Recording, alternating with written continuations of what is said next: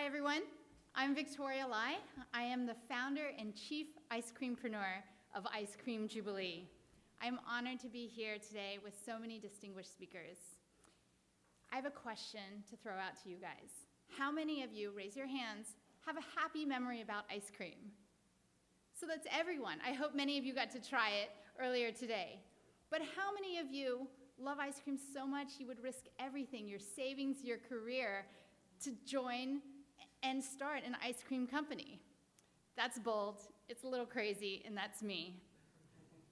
I founded Ice Cream Jubilee in 2014 after leaving a career as a presidential appointee at the Department of Homeland Security. 4 years later, Ice Cream Jubilee has been named one of the best ice cream shops in America and voted best ice cream in DC 4 years in a row. We're known, thank you. We're known for our creative flavors of ice cream made from grass-fed local cream just 50 miles away. We're inspired by international cocktails and boozy desserts and childhood treats, everything that's good in the world. But I didn't get here just because I love ice cream, and I do love ice cream. I got here because it's the culmination of all of my dream jobs and all of the skills and lessons that I've learned. When I was growing up in Houston, Texas, I dreamed of working in politics and government. Honestly, the idea that thousands and thousands of people collaborated and combined here in Washington, D.C. to make America a better place was fascinating. It was exhilarating, and it's exactly where I wanted to be. So I finished up school, and I joined some political campaigns, and I volunteered all around the country. I loved connecting with people. I loved hearing about their problems and solutions and talking to them, really understanding who they were. When the campaign, 2 years after I finished college, I had my dream job. I was the director of Asian American and Pacific Islander Studies outreach for a presidential campaign. But when that campaign ended, I was heartbroken. I was 24 years old, and I felt like I had no dreams left. Of course, that was not true, but I had to ask other people, what should I do with my life? I feel lost, I'm marooned, and a lot of people say, go to law school. You can always go to law school. So I did. You can see I'm not a lawyer today, but I did go to law school, and I learned so many good things about it. I moved to New York City, and I had many prestigious great jobs as a corporate litigator and as a judicial clerk. But when everybody said, this is the best job you'll ever have, don't you love it so much? I knew in my heart, as I smiled and said yes, that this wasn't for me. There was something more about what I loved connecting with people, the creativity that I really enjoy having in my everyday life that was missing. I felt really burnt out, which is something that we hear a lot from our 24-year-olds, but it is so important to listen to. The important thing is that when I had the next opportunity to take a vacation, I didn't just go to the beach. I didn't just travel the world or go home to live on my mom's couch. I really wanted an experience that I could never get anywhere else. What I didn't realize is that I wanted to reconnect with myself. So I found a pie shop, and I went and I begged them so I could be an apprentice in their pie-making shop. And I was rolling out dough and standing in an unair-conditioned room, and I loved every moment of it.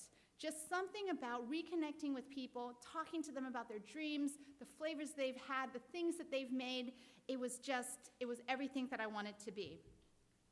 And I learned so much from listening to the sisters who ran the bakery. There were two sisters from Nebraska, and they were using their grandmother's recipes to fuel their dream of being a small business owner. And I realized that watching these entrepreneurs, that success can be simple. You share your true self. You find who you are and your story, and you're honest and forthright and hardworking about sharing that story with everybody else, and that story inspires others to find their best self too. So I wanted to be a creator too. I didn't know what I was going to do, but I knew that this was the path for me. So I did some soul searching, and I thought about when I was 6 years old. And my dad, who often had to work late and miss dinners, would come home at bedtime and say, "Who wants ice cream?" Of course, my sister and I would run down the stairs, bound into his arms, and tell him about our days with ice cream in hand. As I remembered that happening over and over again, I realized that ice cream to me means love. It means togetherness. It's a celebration of our moments together, and I think that's so true for so many families. So I started making ice cream. I started in my apartment, and the very first flavor I made was coconut lychee lime, and then banana bourbon caramel, and then Thai iced tea, and then cardamom black pepper, and I couldn't stop. Every time I saw anything, I imagined it as an ice cream flavor. I would see a tangerine sunset and imagine it as an apricot Aperol sorbet, or any cocktail or sauce or recipe that I would read. That would become an ice cream flavor. And I'd talk to people about it. Like, when you're walking down the street and you see a sign and it sounds okay, and you're like, that would be a great ice cream flavor. And everybody said, no, Victoria, you're the only one who sees the world in ice cream flavors. Maybe you should do something about this. So I asked if I could serve my ice cream. And finally, the day that the sister said, you can serve ice cream in our shop. I'm going to open our doors to you and to your dreams. I got a call, the call I'd been waiting for from DC, to join the Department of Homeland Security as counselor to the Director of U.S. Citizenship and Immigration Services. There was my other dream job. I wanted to contribute to America's great tradition of welcoming immigrants. And so that's exactly what I did. And I had to say goodbye to ice cream to join the federal government. Or did I? I moved down to DC and I started going on a tear with ice cream. I would wake up at 5 in the morning and make ice cream flavors, heat cream, and make it into whatever I dreamed up the night before. Get ready for work really quickly, go there, work a full day, and the moment I came back, I would scoop it into flavors, take pictures, blog about it, learn about social media, and it just kept going in 12-hour cycles. In truth, I was trying to push myself to the limit, to see if I would start to hate this crazy hobby of mine. Because honestly, after working a 10-hour day, going and making, standing over a stove and making ice cream for another few hours is not sustainable. But what I found out was the hard work fueled me. The creativity made me more creative. Talking about flavors with other people brought to life a side of me that I could then bring to my government job and say, I am energized because I found my passion. Even though it's not in these 4 walls, I can still apply it in my own way. But at the same time, while I was exploring all this ice cream making, I was pushing myself. I learned some very valuable lessons at the Department of Homeland Security: leadership, planning, and boldness. The director of our agency oversaw 12,000 employees across the entire world, and I admire him greatly. He was so busy, but he had time to leave handwritten thank you notes. He made every individual feel valued and heard. He led with the values that I had learned as working on political campaigns, which is to treat every person, treat your team like volunteers. Each person chooses to join you on your journey, and their biggest gift is their time and energy. In July of 2013, I competed in a citywide competition at Union Market called DC Scoops.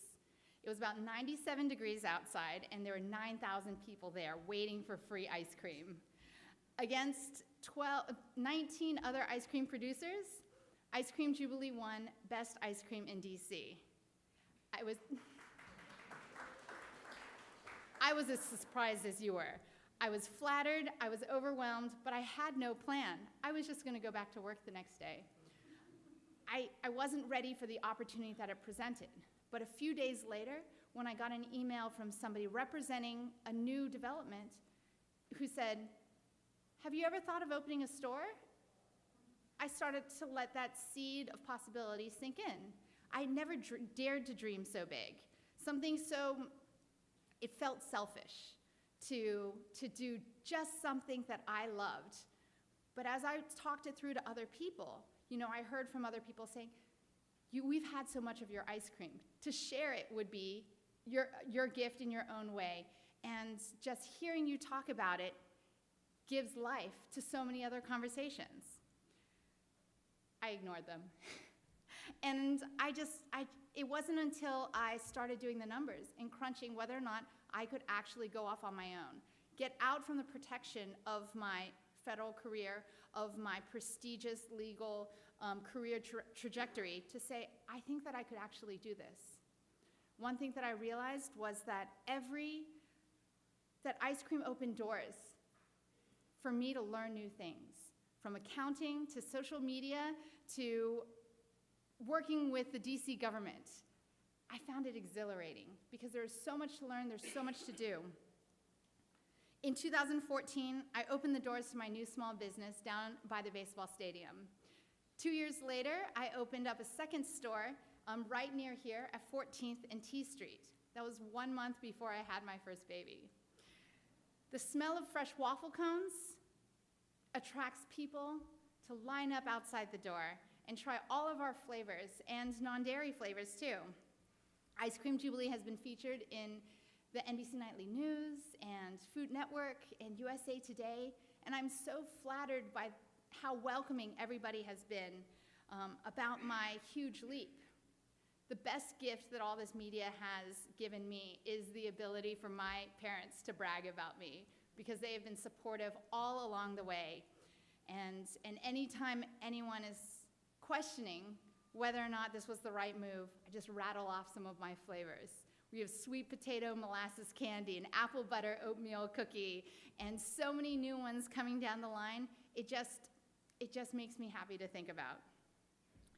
Ice Cream Jubilee has 2 shops, as I mentioned, and we're opening a third in Northern Virginia next year. I have 47 employees and a thriving catering business. It grows every time. I'm learning about the USDA and the dairy industry, and I'm also learning about the SBA and financing. All the time working with high school kids to mothers of 3 who are all part of my staff. Owning a business is hard work. As we strive to delight our customers and keep them entertained with the flavors that we provide, you could say that I've become just a different sort of public servant. But this challenge is the challenge I believe I was made for. And I have the privilege to be creative and to make people happy every single day. I love knowing that our ice cream flavors and our Ice Cream Jubilee team are becoming part of the forever memories of families and friends all around Washington. I'm so grateful for the lessons that I've learned along the way. It's imperative to know yourself and to know others around you, and to learn the type of leader that you want to be, and find what you love. Be bold and keep searching for what you love until you find something that you love as much as ice cream. Thank you.